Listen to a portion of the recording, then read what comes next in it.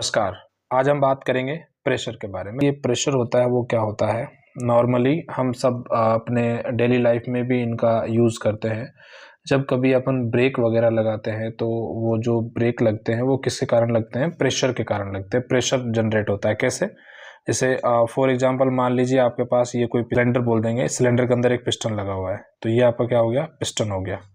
इसको अपन ने क्या बोल दिया? पिस्टन बोल दिया। ठीक है, ये पिस्टन का इस तरीके से यहाँ से यहाँ पे अपन फोर्स लगाएंगे इसके अंदर।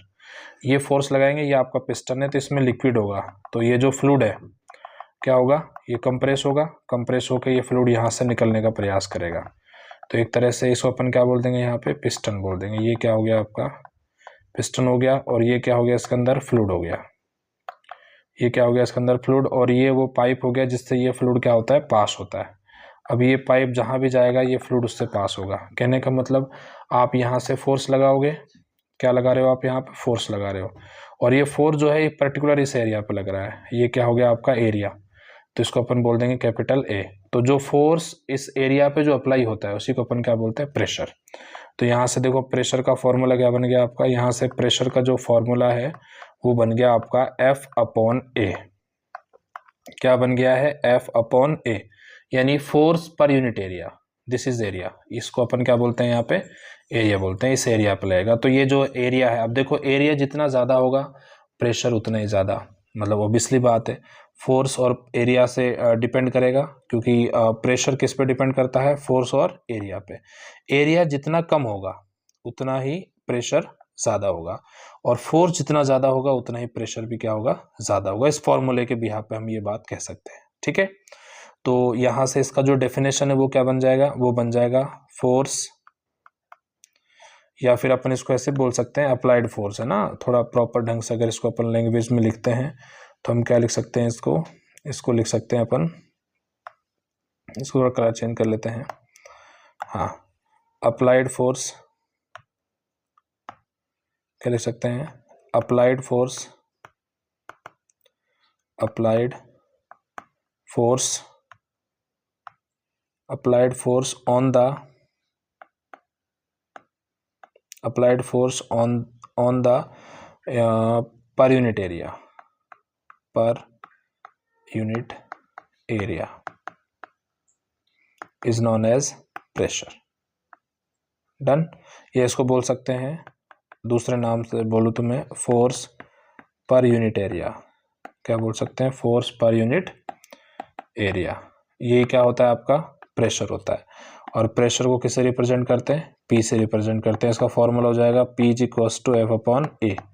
ये क्या हो जाता है? इसका फॉर्मूला होता है। आई थिंक मैंने आपको ये बता दिया है किस तरीके से जनरेट होता है। अब हम बात करते हैं इसके यूनिट के बारे में। तो इसकी जो यूनिट है, यहाँ से कई बार क्वेश्चन आता है। फोर्स का होता है न्यूटन, और एरिया क्या हो जाएगा यहाँ पे? Metre square. तो क्या होगी यूनिट इसकी? Newton upon metre square. इसकी एक यूनिट और भी हो सकती है, उसको बोलते हैं पास्कल। क्या बोलते हैं? पास्कल, क्योंकि इसके बारे में कुछ साइंटिस्ट ने बताया था पास्कल, इसको PA से लिखते हैं। ठीक है, इसकी एक यूनिट और हो सकती है, क्योंकि न्यूटन को अगर हम देखें तो क्या लिख सकते हैं? kg metre upon second square upon metre square. तो एक मीटर से एक मीटर कैंसिल यहाँ पे, तो हमारा जो आंसर है वो क्या आ जाएगा? अगर हम इसको सॉल्व करते हैं तो ये आ जाएगा हमारा kg अपॉन मीटर और सेकेंड स्क्वायर।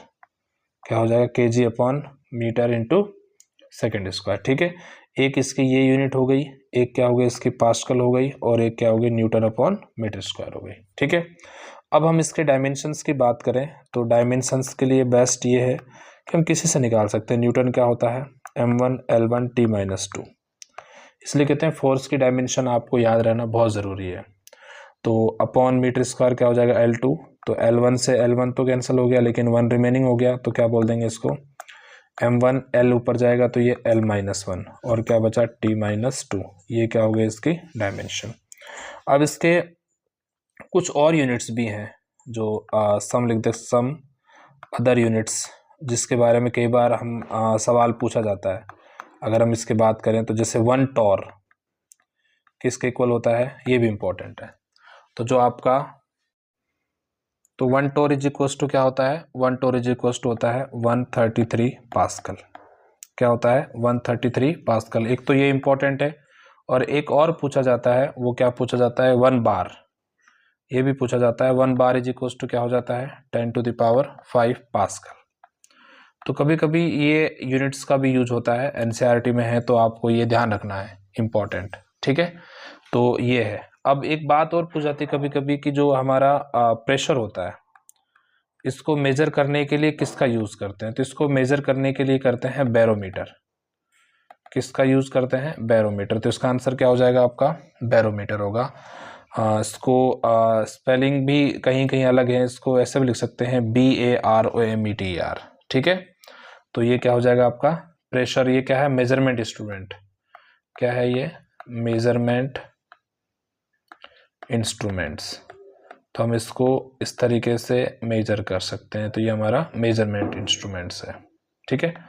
तो ये आपका कंप्लीट हो गया प्रेशर। और एक चीज़ और यहाँ पे डिफाइन कर दूं कि जो प्रेशर है वो स्केलर डिवाइस है, सॉरी स्केलर क्वांटिटी है। क्या है, स्केलर क्वांटिटी। तो ये भी आप ध्यान रखना कि जो आपका प्रेशर है वो क्या है, आपका स्केलर क्वांटिटी।